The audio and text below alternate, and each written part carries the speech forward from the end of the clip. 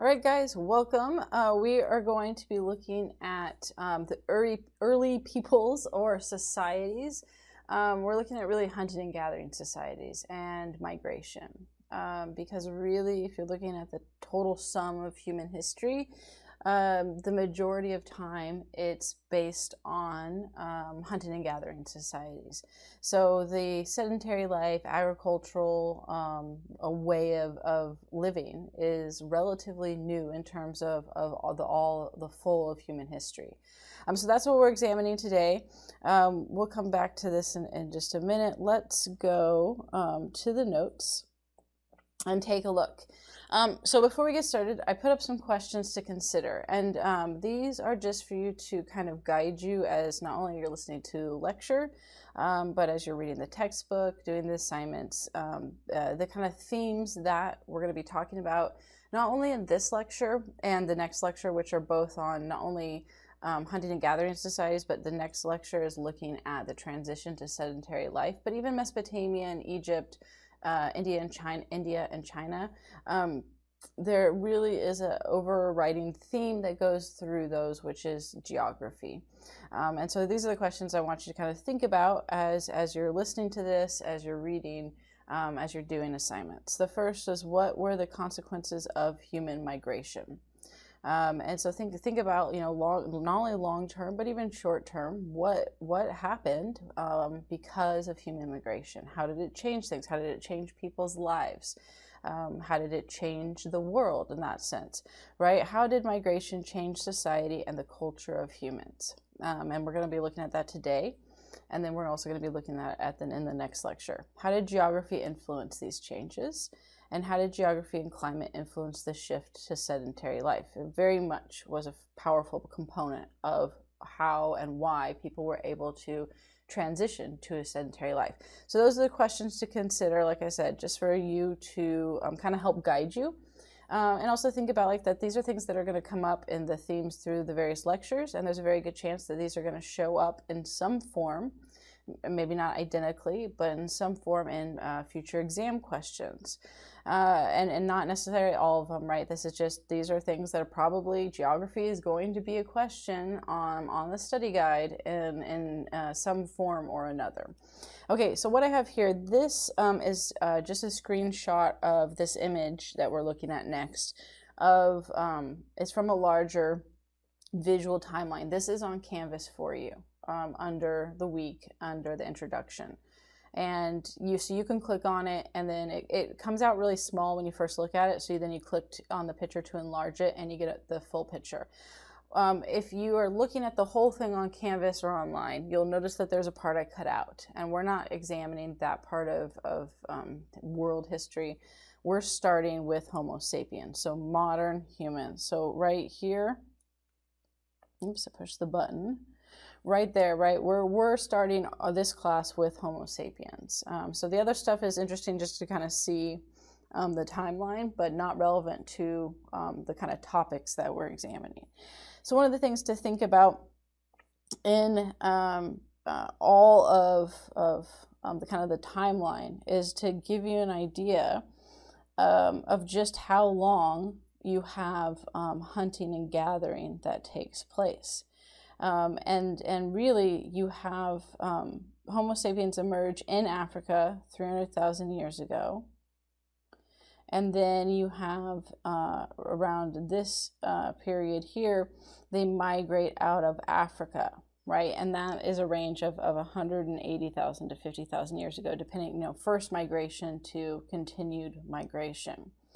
But then all of this, if we start here and go through the timeline, right, to just a little after 10,000 BCE, all of this period in modern human history, right, with the Homo sapiens, it's modern human history. So these are people that, if they were born, nope, don't cut it, if they were born, with the same genetic makeup and stuff today, right, they would be like us. There's no difference. They have the language capabilities, brain, intellectual capabilities, right, is the same. So we're not talking about earlier groups. It's the Homo sapiens, modern humans. This is all hunting and gathering. Okay, so it just shows you how long in human history that hunting and gathering was a thing. And hunting and gathering doesn't end here, right? From this point forward till quite a ways into modern history, right? You have then the combination of hunting and gathering and agriculture. So it just, right, it's not a hard switch. So when we have the shift to sedentary life, it doesn't mean that all hunting and gathering ended. It actually means that you have hunting and gathering, but you also have agriculture that emerges. And there are small groups of peoples that continue to hunt and gather throughout the time period. Another important period in time here is the Ice Age ending, okay, and it gives you the date 16,000 to 10,000 BCE. And the end of the Ice Age is important because this, if you're looking at, right, those themes we were talking about, you have a significant climate change event that directly leads to the ability to use agriculture and become sedentary. And then we also have a few other dates that are just talking about locations and places that you have agricultural settlements emerge. So in Southwest Asia, from around 6,000 to 5,000 BCE. So this is looking at some of the ones that we're going to look at in the next lecture. You have, right, you're going to have Jarmo, Jericho, and Cataluyuk. And these are the idea with this is thinking of all of these examples of agriculture are the very earliest examples. So it's the starting point when you're beginning to see how they're adapting and shifting to agriculture. And then you have millet cultivation in the Yellow River and the Yangtze River. This is China. And then you have Mexico, right, which is the Americas. So this is a good timeline. Just I'm not going to test you on these dates. Instead, it's nice to know them, right? And I put dates some of the time as a kind of a guiding post, but I'm not going to have on the test where you have to tell me, you know, what was the time period of when the Ice Age ended. No, the visual timeline is just to give you a sense of time and where things landed in time. Okay, and so it's helpful to have that in there, but my kind of philosophy is you can always go back and look up the dates. I'd rather you know, like, hey, chronologically, you do need to know chronology in the sense of, okay, Homo sapiens were in Africa first, and then they began to migrate out, and then there's migration and first into areas with, well, they're going through Egypt, and then what becomes Egypt and Mesopotamia, and then from there going up to Europe and Eurasia. And then downward towards India, China, and then Australia, and then eventually the Americas were last, right? So the Americas were some of the last for people to migrate to in this realm of migration. And the key with this is to say, okay, I can kind of give you the order. I'm not going to say, now tell me the date of migration into Americas on the test, right? That's not, you can look it up, right? If you know the chronology, you can always look those things up. And I'd rather you be able to tell me, well, what was migration like? What happened once people migrated there? Why was that important? That's more important to me than you know, being able to know all these dates. Nonetheless, having a visual timeline is helpful for setting it in you know, location and kind of get an idea of how things went, as long as just knowing how long, right, the hunting and gathering period was and all of that. Okay, so the first thing we're going to look at is early human activity. We'll call it what was going on in Africa and why people ended up migrating out of there, right? So we had that one date of that you have is 300,000 years ago.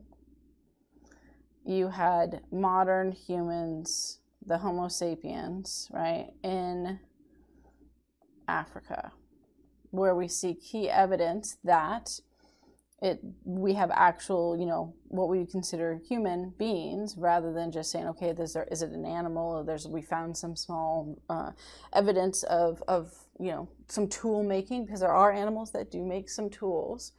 How do we determine what is considered human activity and presence of humans versus that? And we don't have writing yet. That comes much, much, much later.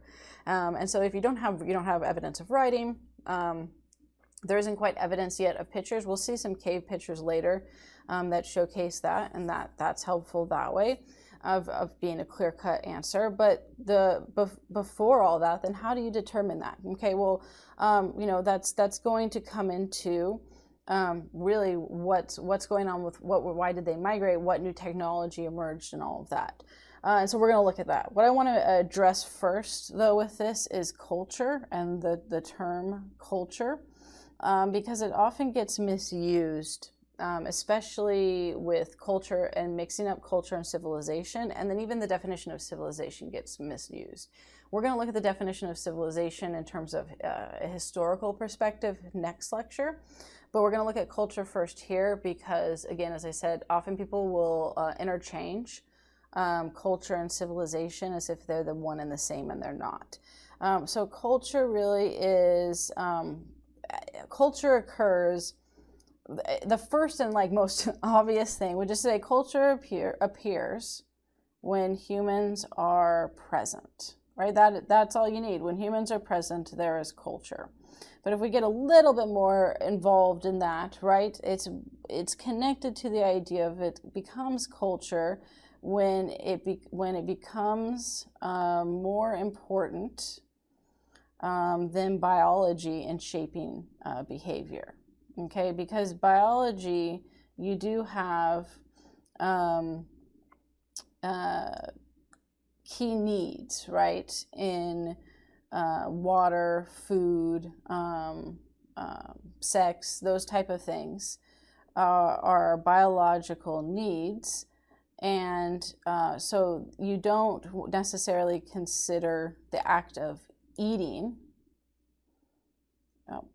freezes up on me there. You don't consider the act of eating culture. But what someone eats is culture. Okay, how you eat it, right? The Greeks like to eat laying down. The Romans ate laying down and sitting up. Whether you eat with utensils, whether you eat with your hands, those type of things are cultural things. However, the act of just eating, that's biology, and that would not be culture, right? So there's basic biological needs, and those things alone are not culture. But as soon as more than just biological needs shape human behavior, then you have culture. Essentially, anything learned or invented,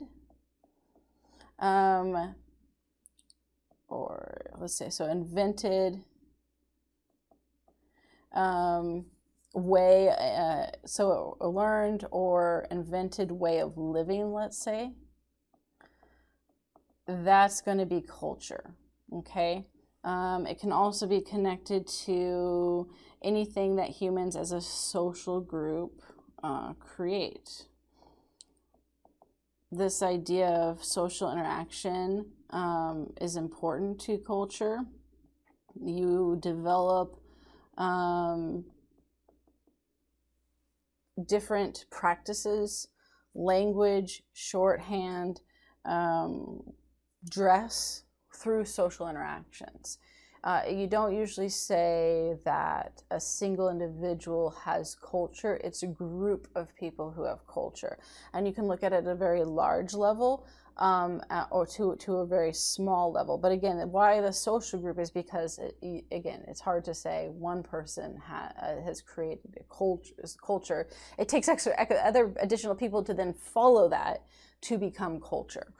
So just some examples, right? Language would be the type of language, not just the ability to speak, but what language you speak, the type of dress style that you wear would be So again, not necessarily the need to just cover up, but then what is consciously chosen for that, types of foods,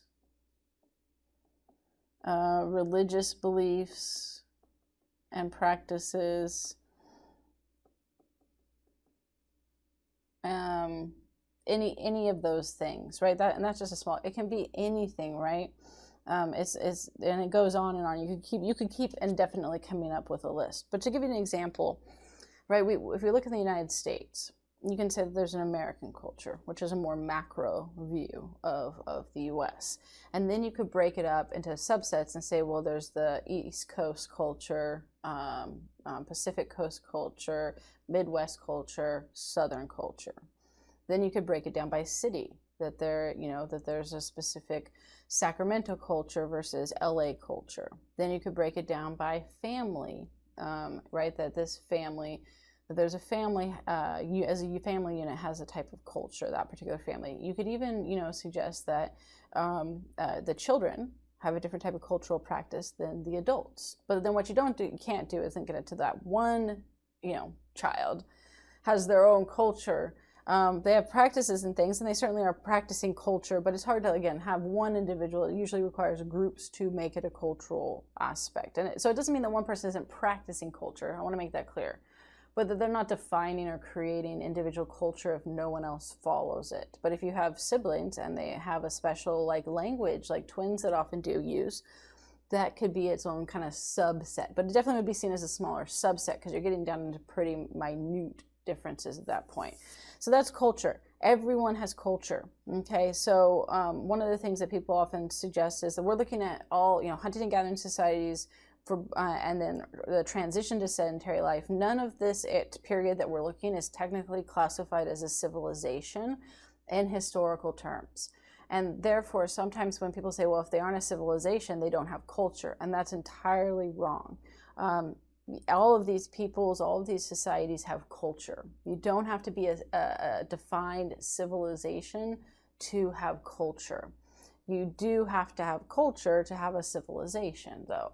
And so that's, like I said, where this connection. So what we're going to be looking at is the cultural developments that emerge in Africa that force people, that required them to migrate and begin migrating around the world. And then we're going to be looking at the cultural practices of hunting and gathering societies and how there are cultural differences depending on where they migrated, and then the cultural differences and shift when it comes to sedentary life. That will be, that the latter half of that is the second lecture.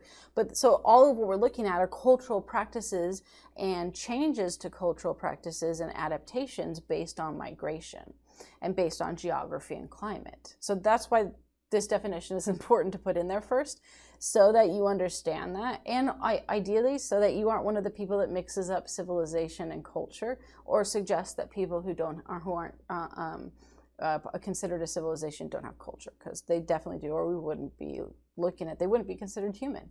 Human beings produce culture by existing, essentially, because what a modern human being has that separates us from animals, right? That was that question I asked about that. How do you know? Is that we produce culture, and that is a key evidence. So if you see evidence of culture, you know that it's not just an animal that's learned to click two rocks together to make one sharper to open up a coconut. Just random fruit with that. Okay, so the second question then that we get into with this is why was their migration out of Africa, out of Central Africa? Okay, because where the humans started really were from the Central Africa. And so let's look at the map first, and then we'll come up with this list here. So you have, in the first one, this is a good map, world map, of showing the different migration and where it goes. So people started here in Central Africa. A few went over to the west, but then most went this way through what becomes Egypt into Mesopotamia. And then you have a split off into Europe, or what was, they often kind of say Eurasia. They just combined the two together. And so when you hear, like when you see the word written like Eurasia, it's talking about Europe and Asia. But so someone up into Northern Europe area, well, up into Europe and then further into France and other areas. We're going to look at the cave paintings in France. But what's interesting is this is a much later time frame, right? This is going to be at the end of the Ice Age, where a lot of this early migration in this region here was during the Ice Age. And that shapes, when we're talking about hunting and gathering societies, while a lot of what we're talking about is going to apply to any hunting and gathering societies anywhere, when we talk about like the large game hunting because of really the Ice Age with mammoths, those were around during the Ice Age, that's this region. As the Ice Age ends, those larger animals go extinct. Then you move into what becomes India and China, and then there's going to be a move down to Australia. And then you're moving over through the Bering Strait. This was what they call a land bridge. So during the height of the Ice Age, you couldn't get through. It was blocked because of the ice, basically. Because of the ice, it was blocked. As the ice began to melt, but not enough to make the land bridge go away, that pass ended up becoming accessible. And the theory is that this land bridge actually had like some grassland and other things. And so animals began to go, oh, look, there's new food this way. Let's go here. And animals migrated through there. People, because hunting and gathering societies had to follow the food, followed them as well, and then made their way down into the Americas, first into North America, where the Clovis culture ends up settling in the plains, and then also into South America. Now, this map is missing one thing, and we're going to look at this in more detail when we talk about migration into Americas in the second lecture. This, for the longest time, was what they thought was how into the Americas, was just through the Bering Strait land bridge. But they actually discovered a person in Chile, the bones, not the actual person still alive, and they did DNA testing, and that they were from the region over here, and they said, oh well, if they were from over there, and they dated it, this person was here before the people arrived and fully were in the Clovis culture. So this was around, people with the Clovis culture ended up there around 11,000 BCE. And this person, their bones were dated around 13,000 BC. So they said, well, how did they get there first? Because it's not like he ran, right? And everyone else is like, slow down, and now I'm going to get there first. No, what they realized based on other evidence they found in the cave is that this person had boating and fishing stuff, and he probably hugged the coast, which would allow you to travel faster. Now, this is not open seafaring stuff, right? You hug the coast, you go inland a lot to stop and rest. But it still allows you to travel faster than walking, and which then allowed them to get here. So this method here this was the first method to the Americas, this was the second. And so you see some maps don't include that, in part because it wasn't the major way of migration. So if you're just only, this map's looking at major migration patterns, so that's the other reason they don't include it. But I think it's important to mention it when it isn't shown in the map, because it's for so long was deemed the only method, and that's not necessarily true. I do want to point out with the dates, you have BCE and CE. BCE means before Common Era, okay? And that's what we're looking at for a good chunk of the semester will be BCE. CE means Common Era. We are in CE. Now, because we're in CE, we don't say it, we just give the date. And you just denote BCE to clarify between the two. Some may be like, hey, you know, there's other dates or notations I've seen. It used to be BC and AD. They shifted it to this. So you still might see BC and AD mentioned. It's the same thing. BC is BCE, AD is CE. They're interchangeable. This is just the more current academically approved notation. And the reason they did it is because the BC and AD got connotations with Christianity, even though that's not what they originally were meant to be connected to. So people started just saying, oh, before Christ, after death. And so they were trying to move away from that. But I always think it's funny that, like, if that was their goal, what they changed it to, because they weren't trying to change it too much, but like you could just stay before Christian era, and it would work. But that's the point, right? So we're using BCE CE because that's what's used and accepted today. But it wasn't that long ago that BC AD was used, and so you'll still see it, and that's what it means. The other thing, BCE dates, the dates go down to 0, right? CE goes up. What this means, right, is the bigger dates, like, 12,000 BCE, means older. But in CE, the bigger dates means newer, right? Closer to the present. Well, bigger dates in BCE are further away. So they're older, but it's earlier in time. So it's older, but to specify that, it's earlier in time. Okay, so 13,000 BCE is before 11,000 BC. And this is just important to know because we're going to talk about occasional dates, again, that I'm not going to test you on, but that are helpful for giving you time frames and stuff. And so this happened, 13,000 BC happened before 11,000 BC, right? Which is sometimes if you're only used to like CE dates can be confusing because you're like, wait, but 2020 is later than, 1800. So it's just the opposite. It reverses. It gets to 0 and then it goes the opposite way. We count down and then we count up, and we don't have an end date because we haven't decided when the next era is going to be. Okay, so that's that. This one is just, I'm not going to cover, I'm not going to go over all of these. This is just for your information. Sorry, it ended up a little blurry, but it's just how many years ago, right? K is for 1,000 years, like so ago that these migration areas happened. Okay, and we looked at that a little bit. The other issue, and this is just the importance of population increase, although not to the point of what we're just talking about now. It's not going to be anything what happens. This is just to give you an idea of how important agriculture and sedentary life was, and that kind of goes into the second lecture.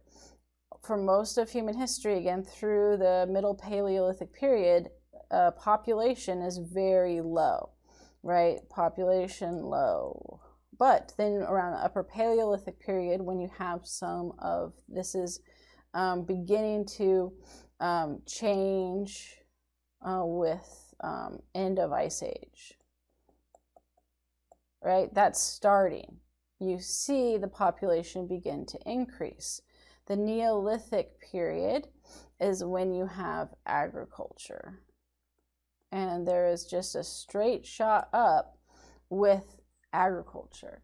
And agriculture allows for an increase in population. Now, obviously, we're going to look at ways that population increased without agriculture first. But it is important to know that our population just exploded because of agriculture. And it fundamentally changes the world and how people lived, and empires, and allowing empires to emerge through all of that. And then this last one is a timeline, just to give you an idea. I liked, again, that you have the visual timeline, which has the different levels. This is a little more straightforward. So it shows you that in the coldest period of the Ice Age, and we're looking at all of this here is hunting and gathering. So again, what we're looking at first is the majority of human history. And then from here, I think this one's good with civilization, right? Then you have the agriculture that begins to develop. And it isn't just, again, one shot. It's a transition period. But it takes very little time from the start of agriculture to get to the first civilization to emerge. And what can that tell us from this timeline? that there is a direct correlation between agricultural revolution and civilizations. Okay, so that's to keep in mind. This is also just a good example of active reading, by the way, right? Reading maps, reading charts. Right here I read a map, and the active reading, reading a chart and reading a timeline, and how you can mark it up to participate in active reading and better understand it, right? Maybe if I hadn't started like saying, okay, what was hunting and gathering, what was agriculture? Oh, look at this short time frame. Why is that? Oh, well, maybe agriculture had a direct correlation. Maybe I wouldn't be able to connect to that if I just glanced at this timeline and moved on. So keep that in mind as you're looking through. Oh, we're going to come back to that. Keep that in mind as you're looking through this type of stuff, and looking at charts, looking at different graphs, and as well as the readings and sources. That active reading can be applied to all of it, and it really does help you make connections that you otherwise might not see if you're just glancing at it. Okay, so why was there migration out of Central Africa? The straightforward reason is you have a population increase. Okay, so then the question becomes, why is there a population increase? Well, we have a change how about advance in technology? It's change, obviously, but advances in technology. And of course, we're not using technology in the terms of computers and phones today, electronic technology, but technology in early human ways. So let's look at that. The first and really important one was fire.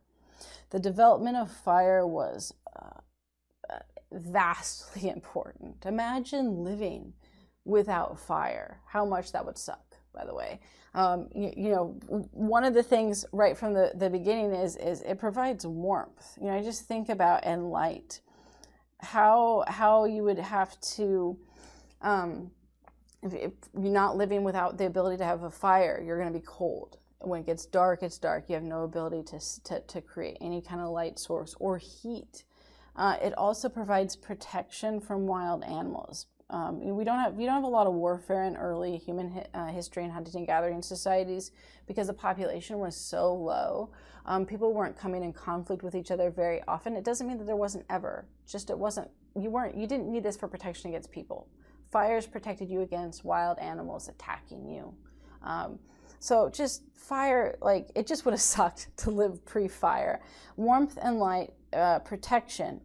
The other thing that's really, really huge about it is that it allows you to not eat raw meat. Of course, there are certain like sushi and other raw meats that we intentionally eat, but the reality is that most of the time eating raw meat is not the best way. And so by not eating raw meat, it ends up helping prevent sickness and death that they had to deal with prior to not using fire. And of course, right, there is a reason population increases. Less people get sick, less people die, population increases. You can protect yourself from wild animals and horrible, gruesome deaths of mauling and being eaten alive. Yay, and population increases. Oh, you have warmth, which means you aren't going to die of hypothermia. Population increases. Cooked meat generally is better for you. And this means that you're going to get more nutrients and kind of the energy that you need in that sense. And then you can eat more types of food. So, right, you get better energy and nutrients. You're going to be healthier. We could put that over here. This is, healthier, live longer. That's also going to impact the population. Eat more types of food. So just to give you an example, right, different type of roots and meats. Think about like potatoes would be a good example. You find a potato, you take it out of the ground and you bite it. it's not good. You could eat it, but like it's not going to produce the satisfaction of the nutrients that are best, and it just sucks to eat. You cook it, way better. Then there are plenty of foods like that, and some that if you don't cook are poisonous, right? So you always think about, what's crazy with this is like the people who had to like test out all these foods to see if they were edible, who like looked at a coconut and was like, I bet you could eat that. And then figured out how to eat that. Or the potato, the first time like, ooh, food. And then they bite into it, like, ooh, not food. And then someone else like, well, it might still be food. Let's cook it and see what it does. And then the poor people who were the food testers of new food, I'm sure there wasn't a position for that, but there's a person who happened to be like, oh, this is a new food, let me test it. And then it's poisonous, like there's the red berries that are poisonous, or some that get you sick, some that kill you, but either way are poisonous, and then they die. And then the rest of the people in the group are like, don't eat that food. Now we know. Thank you, Paul, or whatever. In your memory, we will not eat this food. It's fascinating to think about just like how much people had to go through of even just not knowing what foods were edible and what, and the creativity of some of this to know like, well, this food is not edible raw, but if you do this, this, and this to it, you can eat it. How many trials and errors did that take to figure that one out? Probably several. And then he passed that down through generations, which that's actually one of the women's roles in hunting and gathering societies. Okay, so all of these things, fire is this essential kind of component to providing all of this catalyst for population increase, in part because of having less people die, and also healthier that are going to then survive longer and probably survive longer to produce more children. The next thing is tools. And the couple things with this is that you have better quality and more sophistication in tools. So as I mentioned, right, animals can occasionally produce tools.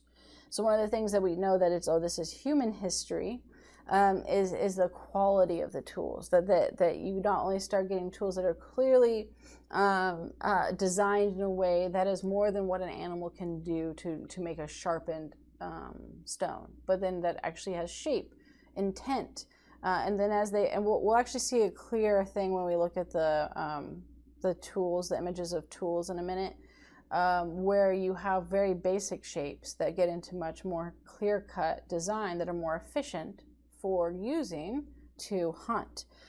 The more efficient tools you have, the better that you can end up, hunting, right? And that's the next part of how does it help population? Well, you're able to hunt more efficiently and effectively, and that's going to lead to more food, and that's going to lead to all the things that eventually lead to a higher population.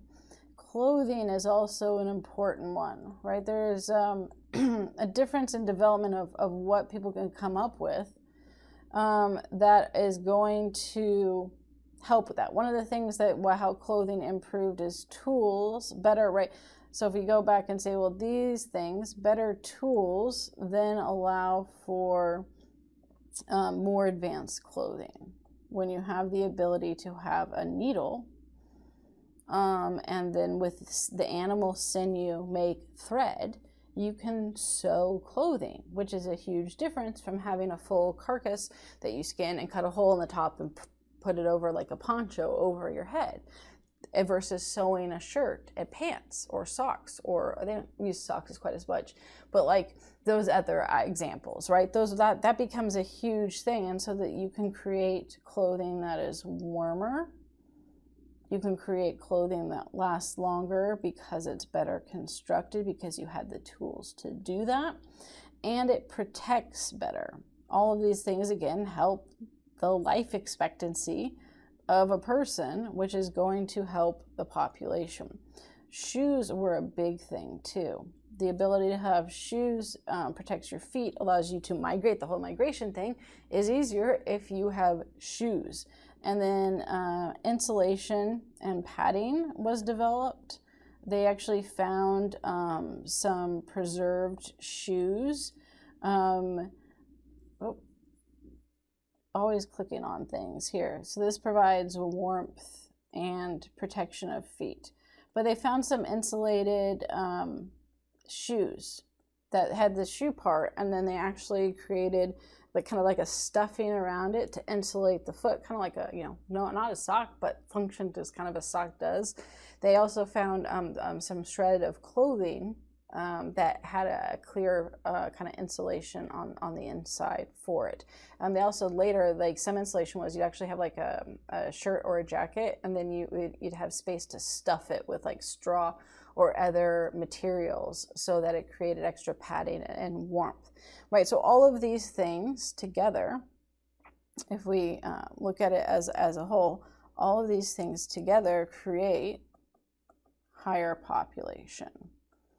And so that then leads to, okay, why does higher population lead to migration, right? What about having more people forces, really, and it did force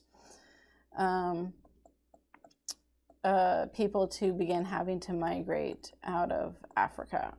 Well, the first and probably biggest issue is that you need a larger water source. Water is essential for survival. We cannot live very long without water. You don't have water, you die.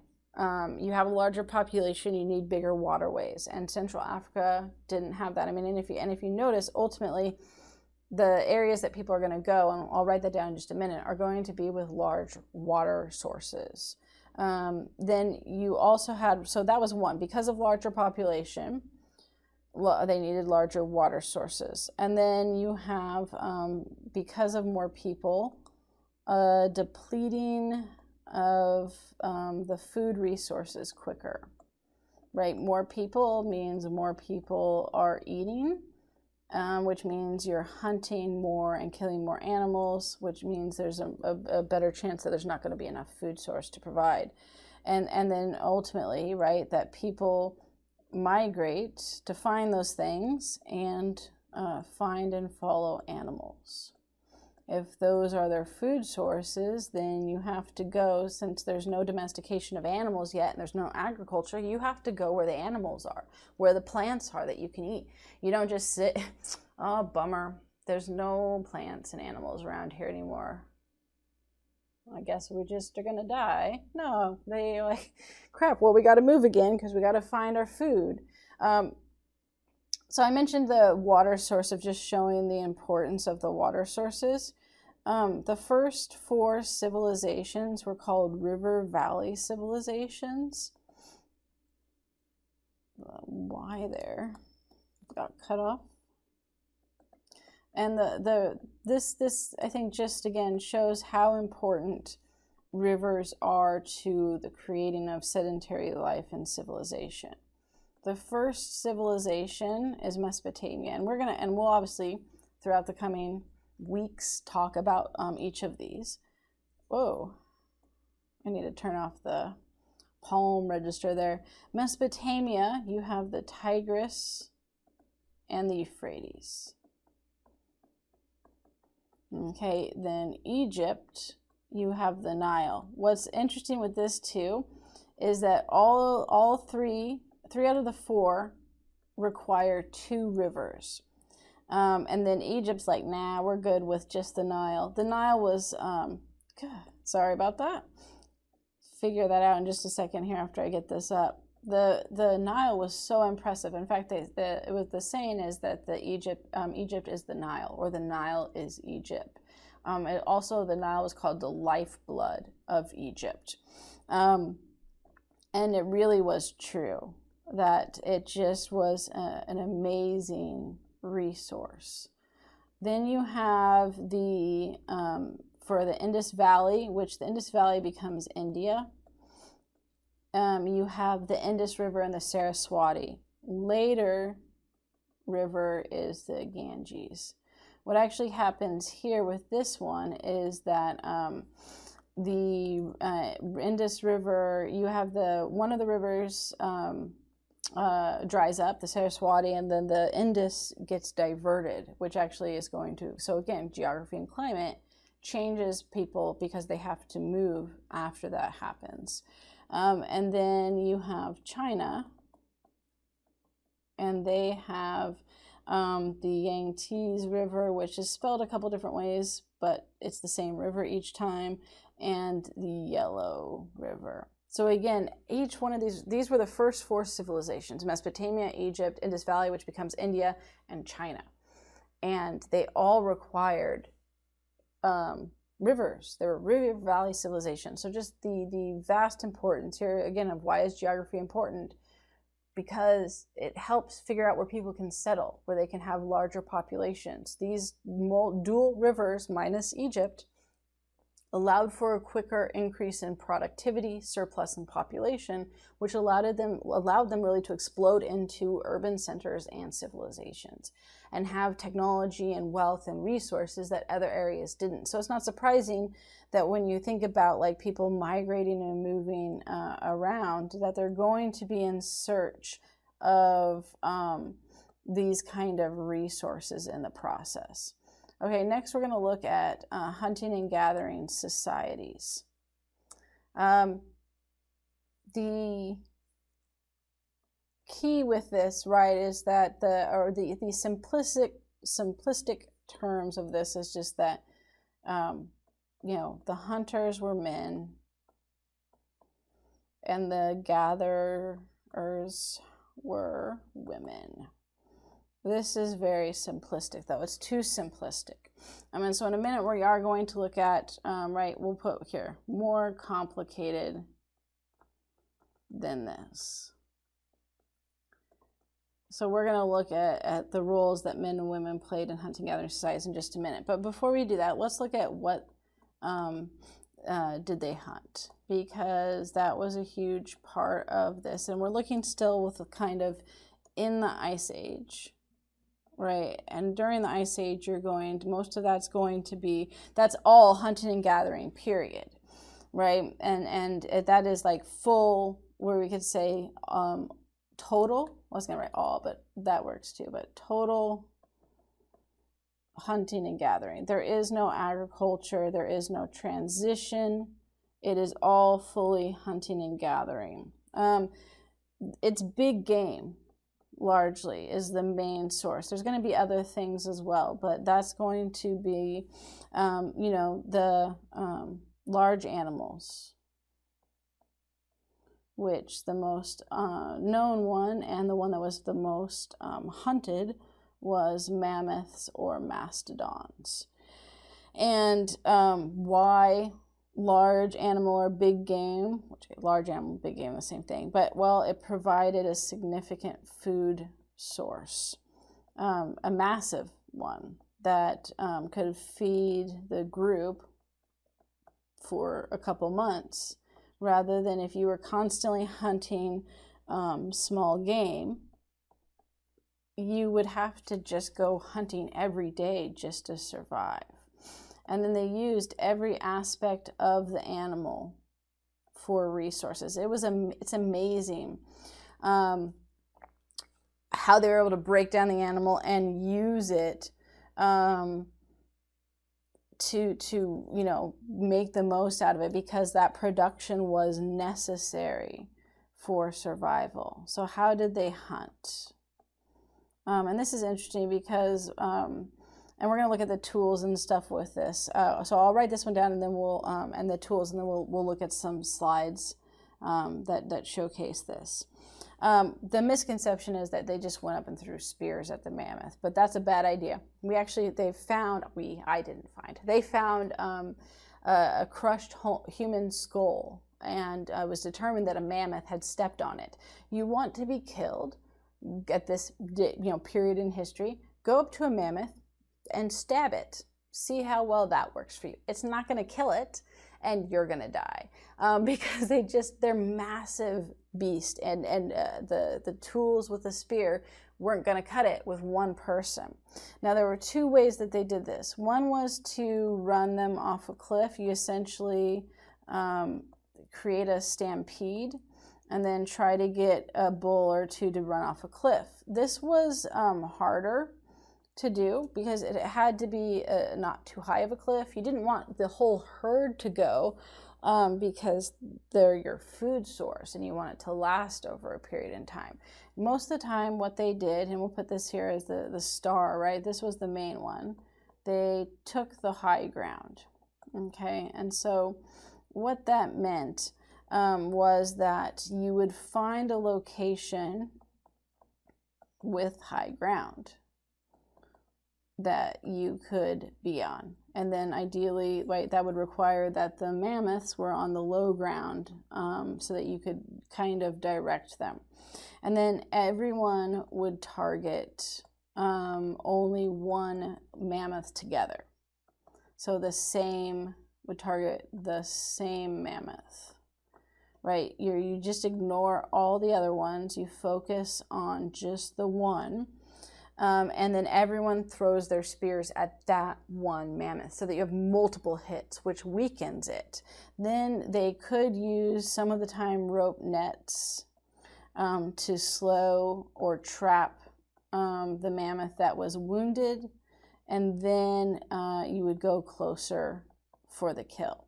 But by this point, they were so depleted and tired that it was harder for them to kill you. It didn't mean they couldn't. It just meant it was harder and you weren't going to get stomped on quite like if you went up individually. And then hunting tools. So we'll do this one and then we'll look at some examples. So with the hunting tools, right, the benefit is that there are aspects of this that can be found virtually in all hunting and gathering societies. There's the biggest one is the spear. You are going to have, so this was used the most. If you have large game, you're not going to use bow and arrows, right? You do later in hunting and gathering have bows and arrows. So later in hunting, bows and arrows. And then you had, we'll just call them like knives, sharp objects for cutting and things like that. And then there was a really important tool that had a variety of names. We'll just put the one that's the most straightforward, the throwing stick. And again, there were multiple names for this. The Australians, they called it the throwing stick. And the thing is, no matter how much of your body you put into a spear throw, it can be powerful, and especially if the spear is weighted well, you can still do quite a lot of damage. But to do it to a mammoth, it's not.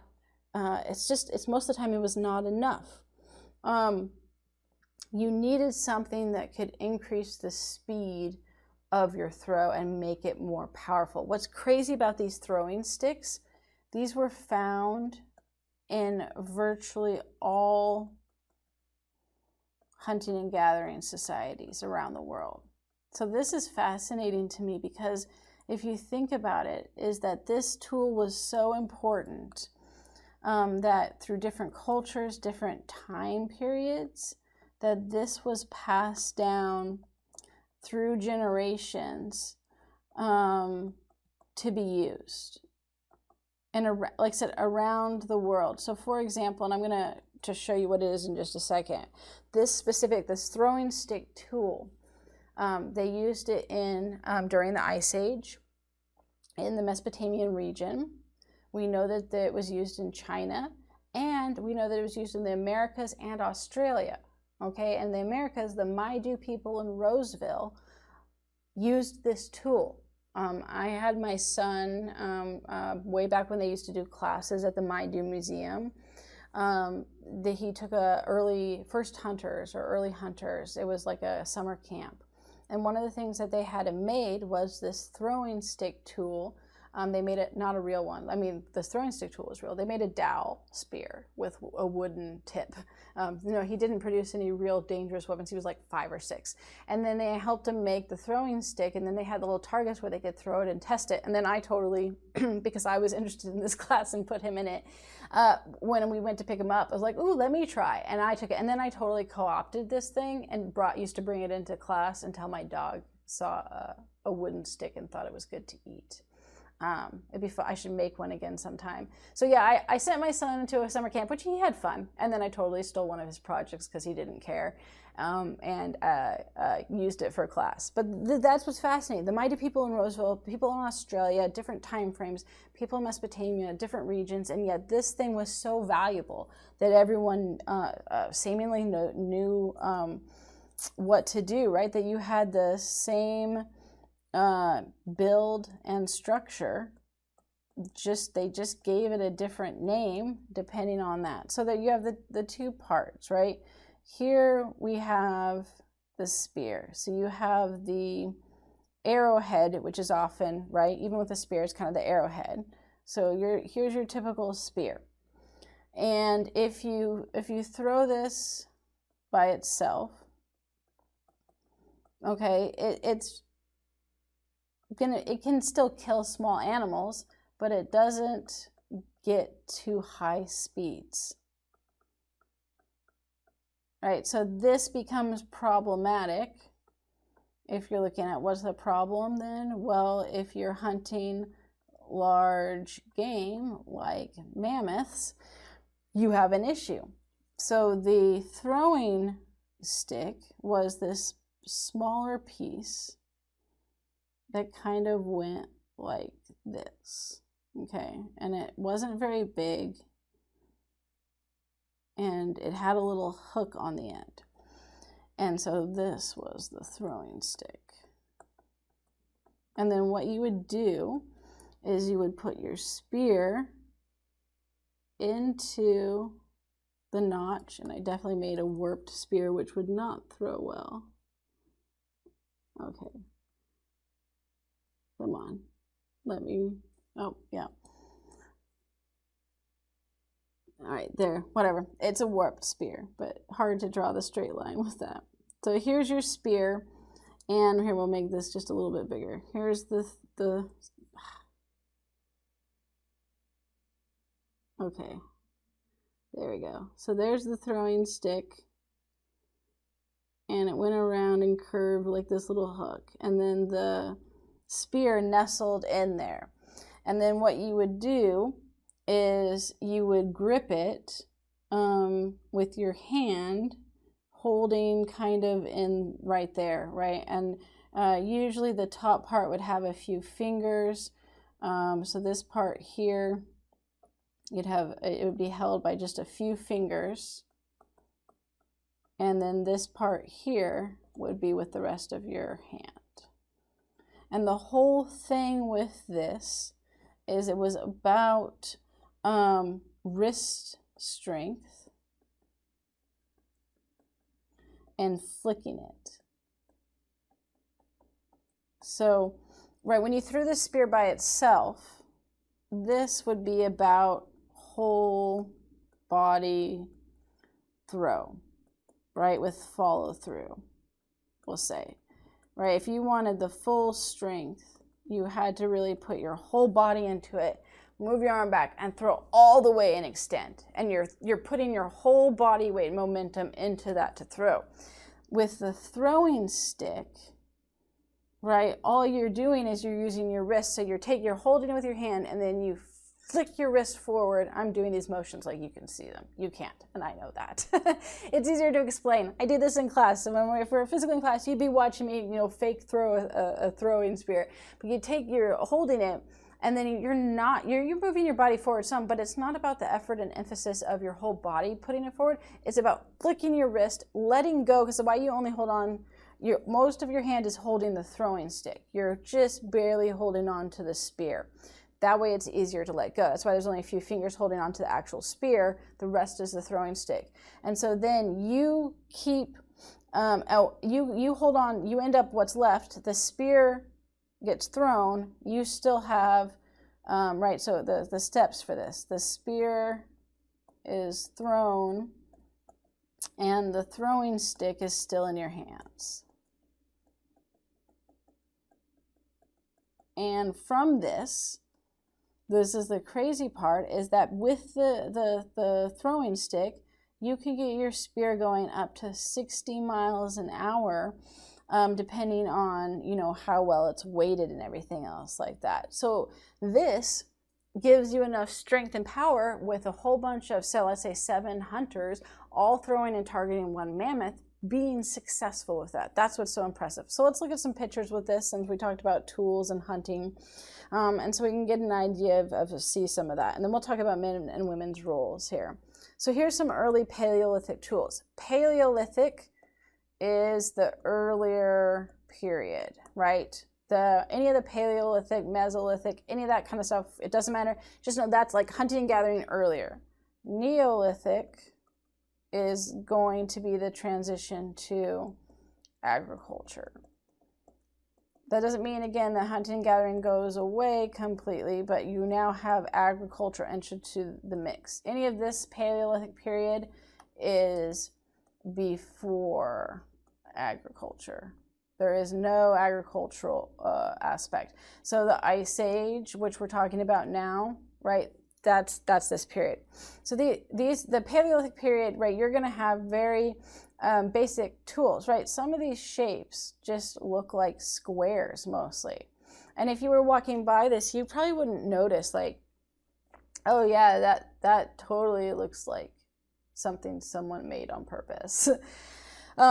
It's not the traditional arrowhead shape that we think of. And again, some of these are squares. The key of what makes these tools are these edges. If you notice, and here's how you would tell, is a rock man-made, or part of it man-made, not the rock itself, but was this shaped by a person for a purpose? Well, if you see any of these are chipping marks.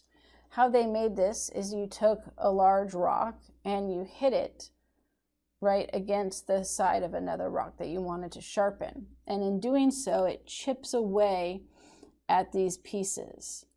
And as it chips away at these pieces, it creates sharpened edges. And so that these parts become sharp, and you can use them for, you know, these were probably more cutting tools than anything else. These were not arrowheads. These are early cutting tools, which would have, cutting tools existed before arrowheads. And so that's the purpose, right? But that's how you'd see it. You can see some of these lines here too, right? Because this whole edge, if we erase some of the joints, all of this edge here was chipped away at an angle, and this one here as well, to make it sharp. They did a little bit here too. And then they have a little bit right there and a little bit right there. But on the square one, right, it's just at the tail end of the edges. So these, some are more pronounced than others. But in chipping away, you get that line, and then you get the little chip marks. So you see that, you can say, oh, that's man-made. Here are Paleolithic tools, but these are a little bit later in time. You should start to see that these tend to have a little bit more intent and shape, right? When I talked about the more effective and sophisticated tools, these are not the most sophisticated yet, but it's starting to be. This is that technology change where there's a realization, if we shape this, and I mean, look, this one was chipped everywhere, right? You can see not just on the edges now, but it doesn't want to erase that one, there we go, that one spot in the center, it was chipped away. Okay, so the importance of this is that you have a starting sophistication in design of tools. And the design of tools is more effective.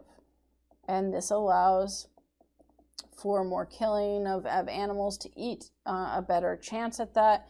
These are like the start of looking towards creating first what we kind of would consider a knife, and then eventually arrowheads. These are still not fully arrowheads, but they're getting more in that direction. But you actually have not just a cutting tool at this point, but really clear-cut knives that you could eventually, what they would do is you'd have a stick that would have a little slot so you could slide it between, and then you'd have rope holding it together, and then you could have a knife, or you could have a cutting tool with a handle.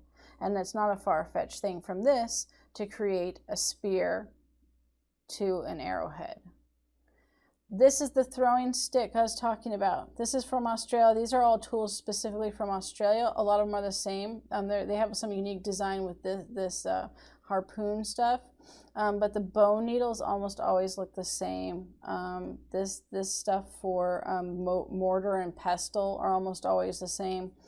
And this throwing stick, again, you have the little latch, and then you have the spear that goes in. And so you can see how they're only holding with a few fingers. The rest is mostly on the tool. This thing is, like I said, super impressive. And it was done in the Paleolithic period and continued on. Right here, and I like this cartoon. That's odd. My neck suddenly feels better. Early acupuncture, right? This is them just throwing the spears at them.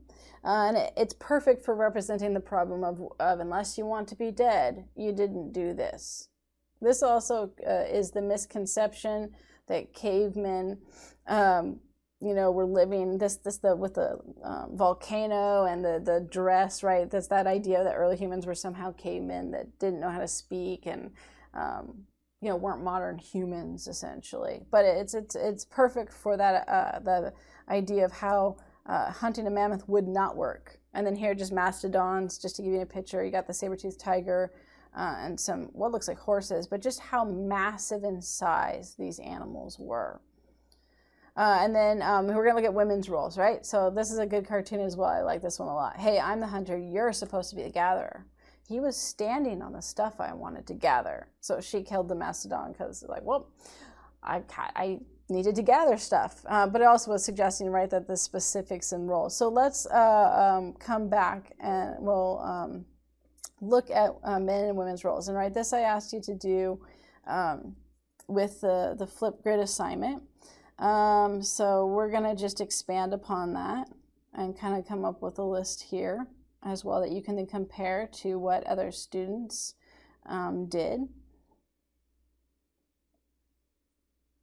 Okay, so we'll just put, men, women.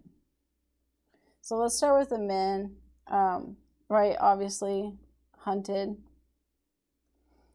They made tools, and we could put tools as weapons, but we'll separate it out just to clarify. They provided protection, again, not usually from people, but from other animals. They definitely were responsible for the scouting of finding new areas to go find mammoth and hunt.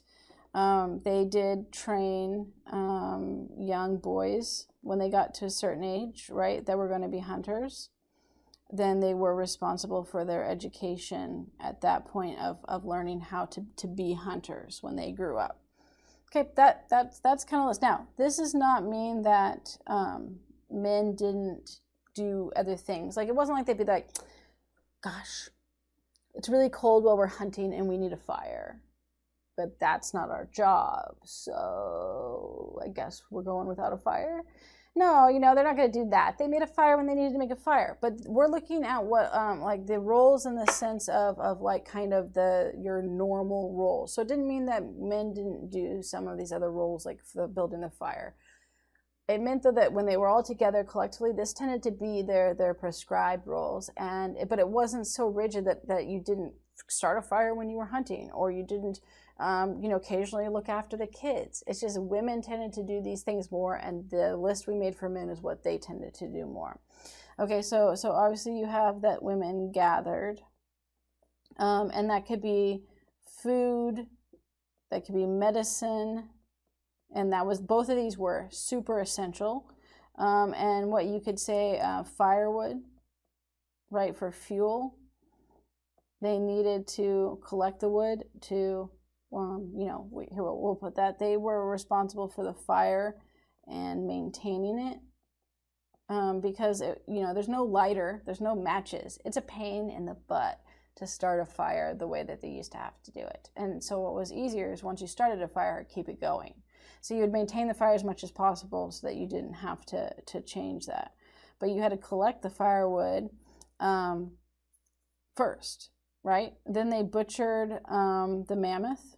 So what's interesting is this is right that people often think that the men, because they hunted, then butchered. Let's take it a second here.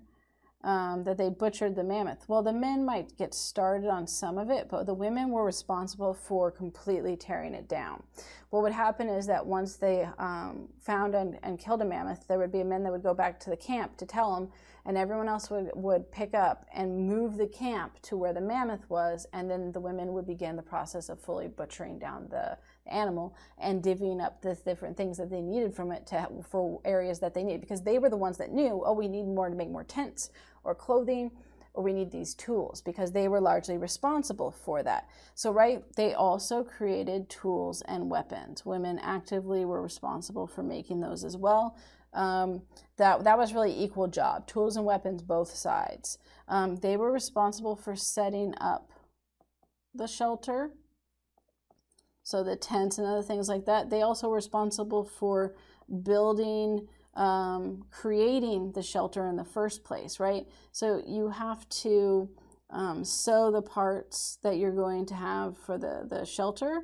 Well, women had to make that as well. They didn't just physically set it up, like set up camp for the day.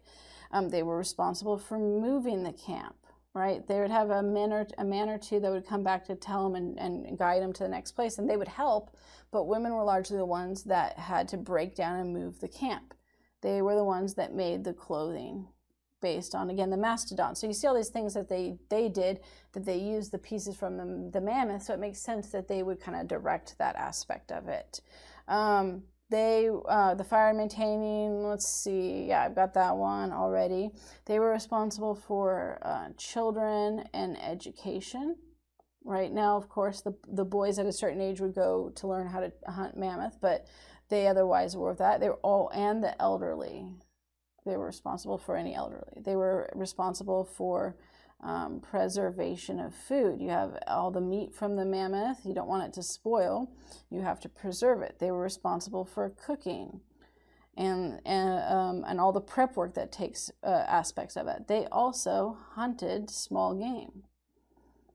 So while not like the comic where the woman like took down a mammoth by herself, but they were responsible for if really the reality was, if the husband was gone or the men were gone all hunting, and you were running low on meat and you were hungry and you had a little bit of other fruits and berries and things like that, but not enough, you wouldn't just sit there again. Same thing.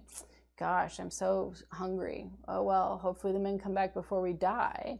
No, they went and they hunted the small game, rabbit and other type, probably fox and other things like that. They hunted.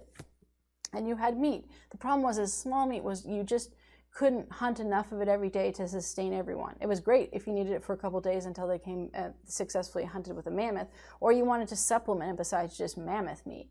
And so women often were the ones that hunted the smaller game, and that was normal. They just didn't go on the large mammoth hunts because they had to stay behind to do all of these other things, because the younger kids and elderly couldn't go. So naturally, only certain groups of people could end up going on these hunts. So what do we see from this list? And then there's smaller things you could add to this, but this is a good overall list of things.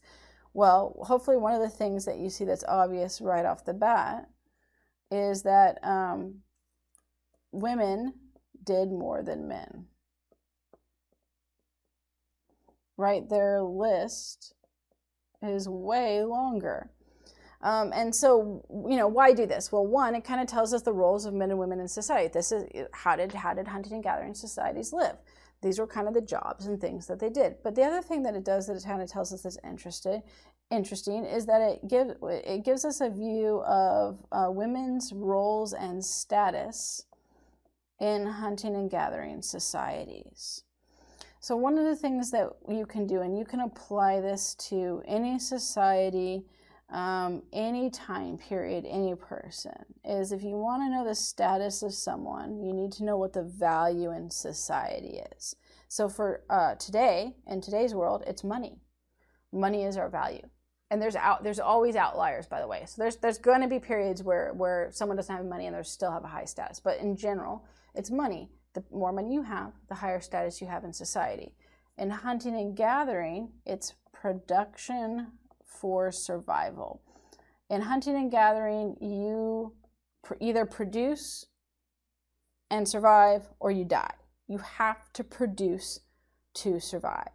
And so that is the main value. Well, if we go back and look at production, right, what this tells us, what this list here tells us, is that women were very productive. And so then if we take that ratio here, this tells us that women had a high status in society, in hunting and gathering societies, right? Let's clarify that because that changes in later societies. Then the question becomes, right, okay, what does high status mean? Hang on here, it's freezing up on me. Okay, society. So what does that mean? Well, what we do know is that women were at least, right, equal in hunting and gathering societies, right? Okay, so why just at least equal? Well, because one of the arguments is like, well, why wouldn't women then be more valuable? Because look at all the things they do. Yes, but hunting mammoth was necessary during the Ice Age for survival.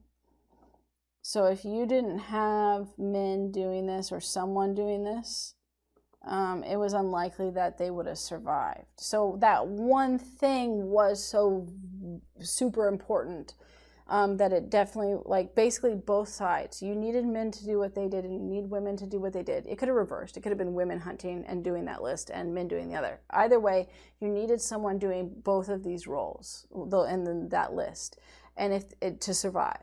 So they became kind of at least equally important, and that neither group, we could put that here, right? Neither group could survive without the other.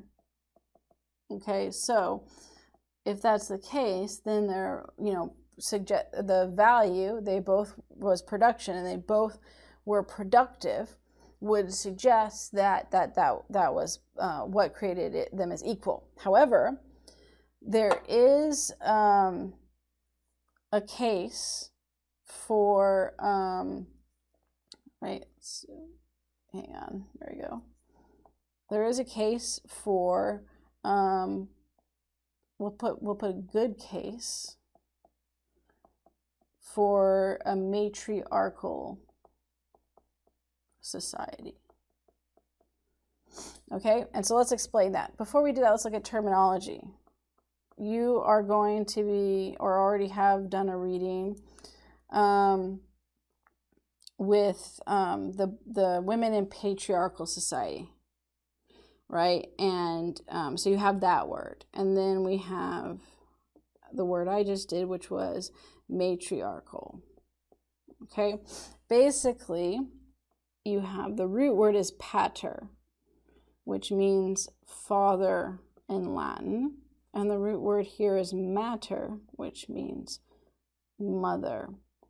All right, patriarchal means male dominated or controlled. This is directly related to agriculture. With the transition to agriculture, most societies become patriarchal. And we'll look at that in the next lecture on how and why that happens, and how that changes women's role, which your reading talks about. Matriarchal then is female dominated or controlled. Right? We know that there are very few societies that are matriarchal. However, there is an argument that the hunting and gathering, right, could be because of the workload that women did. Right? If you're just looking at production of that, you definitely could say that women's productivity was higher than men. the other thing that goes into it were actually fertility goddesses. Okay, now there were a bunch of fertility goddesses that were found in various parts of the world, and they're all different. None of them are the same, but we know that they're fertility goddesses, and we'll talk about how we know that in just a minute. They were small, usually clay figurines. Okay, and then they, as it's said in the title, they represented fertility. And there was a spiritual component to it, although it's not organized religion, and lots found in different societies over the world. Okay, so this wasn't just one society, it wasn't just one location. So with this,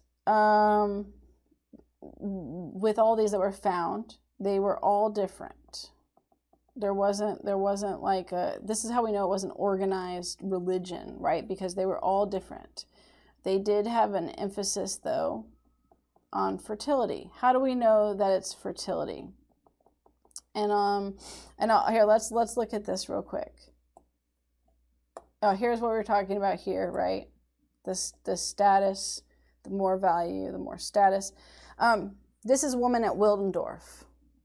This is a fertility goddess. So I used to joke, right? How do we know that this was important and a fertility goddess versus just some teenager who carved it and then was like, look, it's your mom. And then they got a good laugh at it. Okay, which it could be. It's not saying that there isn't some of these that potentially could be that. But the fact is that we see all these different fertility goddesses found all over the place. And there are certain characteristics that are similar, even if the structure and outline is not the same. And I'll show you some pictures in next week's lecture, not next week's lecture, this lecture for this week for the next lecture of another example of a fertility goddess and where the similarities are. And you'll also then see how they're different. If there were hundreds of these, all exactly like this, then we would say it seems like some kind of organized religious belief, but they're not. But what you do have is a clear emphasis on every one of these of childbirth and fertility, right? So that's large breasts and large hips / stomach sometimes as well. And these tend to be characteristics of childbirth, which of course then is connected to fertility, which didn't mean that this was just about fertility for women having kids, but more likely a fertility of the land, right? So you have an emphasis on fertility, those things that I showed you. We do think that it was to help provide, that women would create these, or these would be created to provide help or luck for childbirth, so that it was used for that purpose, but it wasn't the only purpose. We also think that there was a connection, it's acting up here, we're getting to the end, almost done, of that the spiritual connection with the idea of it being for fertility of the land. Right, so that you would have these to make sure, so that would be plants and animals along with people. And because of course hunting and gathering societies relied on fertility to be successful. You needed that as part of that. So how does this get back to the connection of matriarchal? Right, well, how does that play into it? In societies where there's a focus,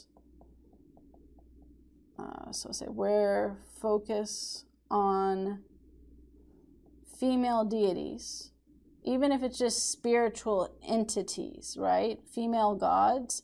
I say deities. It doesn't have to be an organized one. Just this, in this case, we'll call it spiritual female entities, right? Because it isn't clearly defined.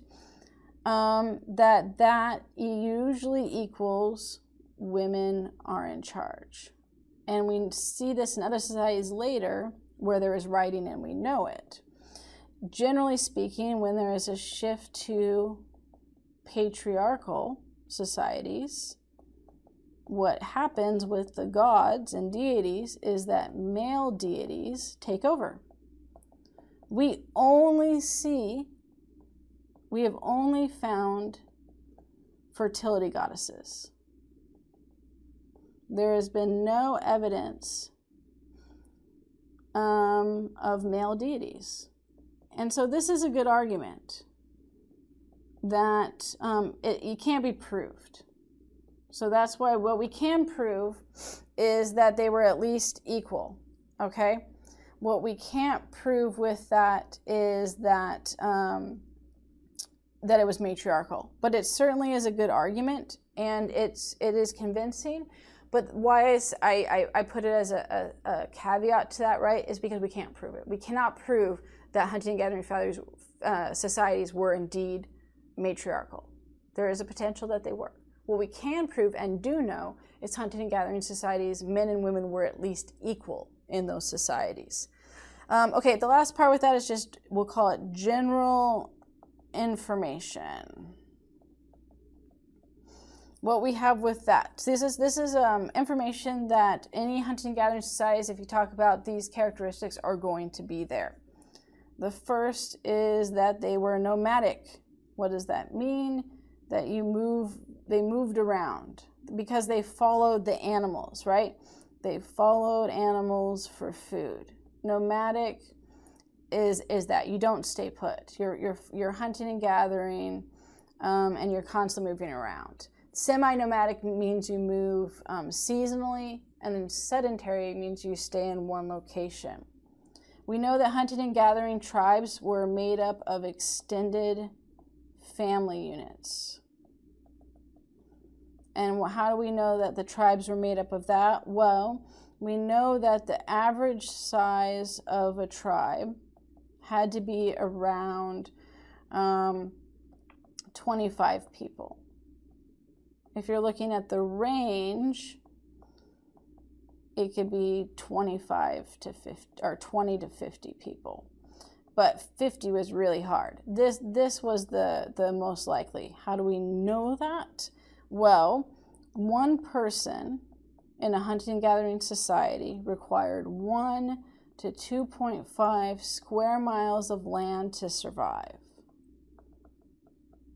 That's what the land for resources, for food, for plants, for animals, the resources you needed. You, as a hunting and gathering society, each person needed 1 to 2.5 square miles of land of resources to survive. 50 people starts making the amount of land excessive. 25 to 30 was generally a good number for what the land could support, the amount of land you needed, and what was practical for that. And so with those smaller numbers, it was naturally going to be made up of extended family with a few outsiders that had married in and become part of the family, and maybe a straggler here or there that joined. But you weren't moving too much outside of extended family range.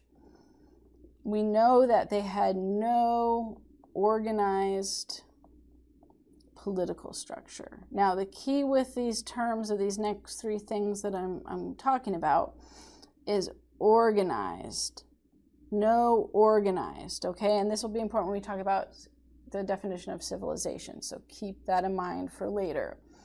How do we know that it wasn't organized? Because it was small family groups. You don't go to your family reunion and then name someone king. Maybe someone does somewhere, but usually you don't. This doesn't mean you didn't have a charismatic person that took charge, right? That usually was looked to for leadership. But you don't name him king or dictator. He doesn't have an official government structure, right? It's too small to have an official structure i.e., right, government. You're not going to set up a government policy and law codes, right? Your family, you have norms. Yeah, there were probably rules that they were expected to follow, but it's not official law codes. There's no official king or ruler. You have the charismatic leader or the elder that's going to be making some of those choices, and the people agree to follow that person informally. And they have social norms they follow, but you're not having that organized system of government. You also don't have, there is no organized political, economic structure. So again, right, organized, that's the key. It's not organized. One, there was very little surplus. Hunting and gathering was hard work. You were constantly searching to have enough food. And ultimately, you needed all the resources to survive. Why is this important then? Well, trade and organized economic structures come from surplus and extra, right? Trade, and specifically long-distance trade,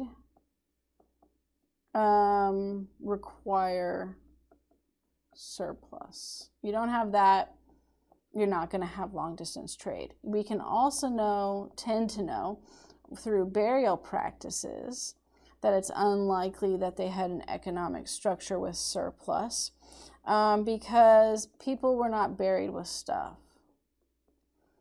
You need that knife that they had, because it's a valuable resource, right? Everything was a valuable resource. And so when you have long distance trade and surplus, so when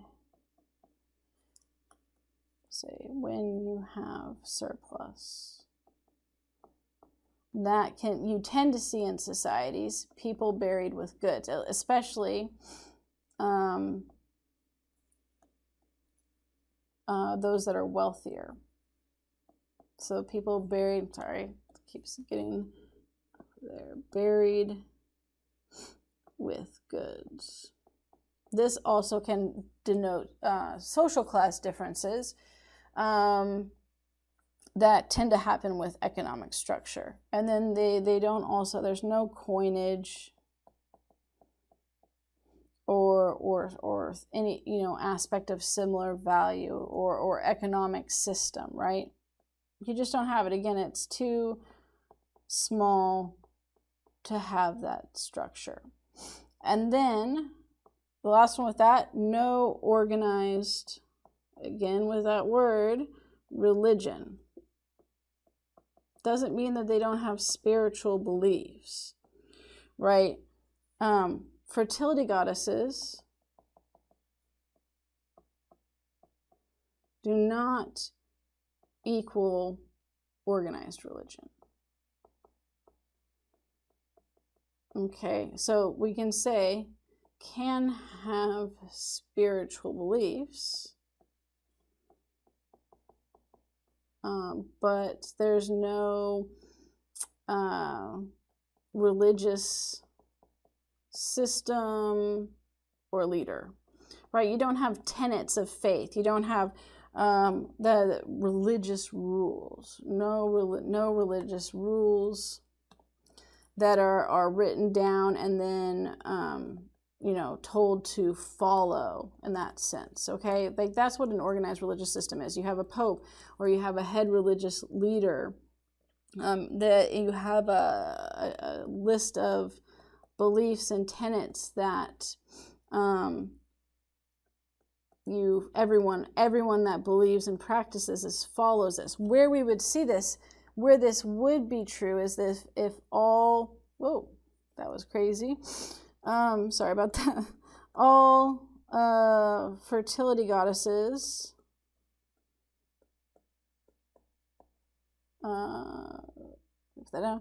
were the same. Right? If they were all the same, then you could have a good argument for organized religion. Okay, so we'll put, the last thing is there can be spiritual beliefs, right? But that's not the same thing as, again, organized religion.